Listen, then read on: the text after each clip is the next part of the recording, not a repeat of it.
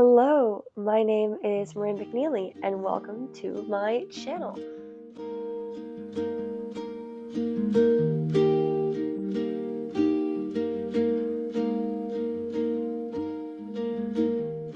The goal of this channel is basically to document me navigating my gap year and also to give people a real experience onto what it's like so that they can decide whether they'd like to do one or not.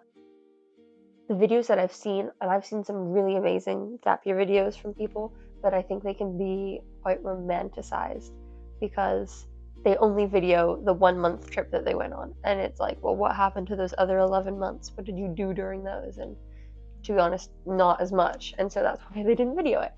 But I think it's still important to video things like this because just because your life isn't quote unquote interesting doesn't mean that it's not valuable and isn't worth documenting.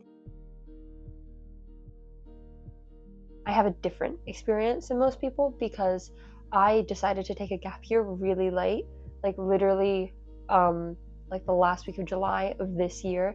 So I had applied to colleges, I had accepted a college, and then I ended up having to withdraw because I wasn't allowed to defer unless it was like a family emergency. So I was kind of left free falling because I didn't have college to go to next year and I didn't have a plan for a gap year. With all that being said, my first semester has looked very different from I think a lot of people because I have also been doing college applications, which has been actually relatively nice because it's not been very stressful because I don't have school that I'm also dealing with, which is really nice.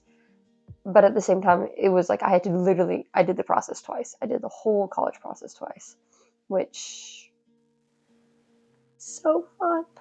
But yeah, so I think that's definitely a caveat of my experience that a lot of people won't have. So I just want to put that out there. This first semester, I'll be honest, it's been boring. I'll be honest. I've been working, which has been great. I'm getting money, which is really important. And I do really feel like I've learned a lot of important life skills. But to say that it's been super interesting would definitely be a lie. And I think that's important that people know that because in your gap year, you are lacking structure. And so I think it's really important to understand that you will have to build that structure yourself. And a lot of it's not going to be very fun. And not to mention, it really gives you focus. Being in a job that you don't necessarily love, you gain a lot of focus because you learn what you actually do like. For example, I had always pushed against becoming a doctor. I have been finding just going to my job, which is your basic minimum wage job. I really like helping people. I really like science. I am a hard worker, so I am willing to work hard. And so I am thinking doctor's actually a really good route for me now. But I would not have learned that without having to take a job that I didn't necessarily love, without taking this time and learning what I actually like. So I think that's a really important thing about the gap year. Having the inactivity actually makes you learn what activity you want to have in your life. And coming from high school where you're just constantly trying to build a resume and do lots of different extracurriculars, I think it's actually really difficult to learn what you actually enjoy and like in high school. Number one is finances.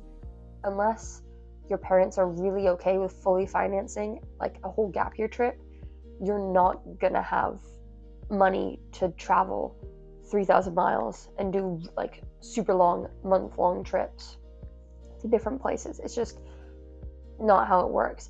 But I actually think that's a good reality check because it teaches you the value of money and it means that you usually have to get a job. And so when you're working towards something, you're working towards earning enough money maybe to buy a plane ticket or to reach a certain goal so that you could join this program. I actually think it's a really important life skill in learning how to manage your money and spend it wisely. Number two of the reality checks would be time. You really have to budget your time well on college applications if you're taking a gap year, especially if you are applying for colleges during your gap year. They're going to have a lot of questions about why you're taking a gap year and what you're doing to make it worthwhile during that time. And so with that, you really do want to have a good answer. and you want to be able to show that you have used this time wisely to further your career goals, further your interests.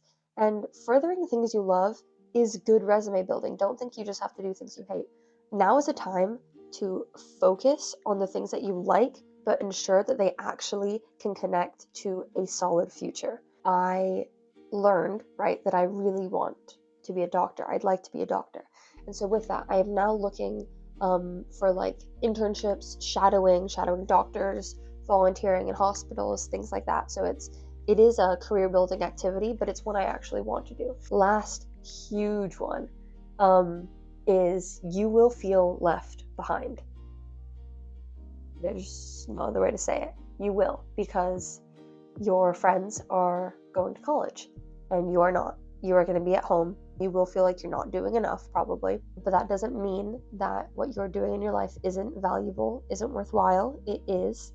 And to be honest, whatever, even if they do think that you're not doing a lot in your life, as long as you feel like you are trying your hardest and trying your best, and yeah, really furthering your future, you're all good. Don't even worry about it, okay?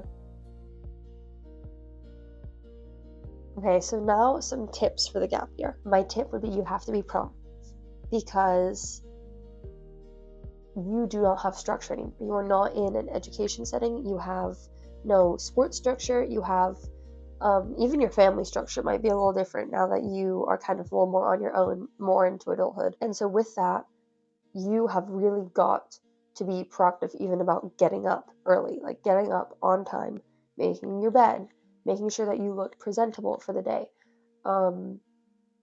going to the gym, staying healthy, eating healthy. Even like those things you have to be proactive about.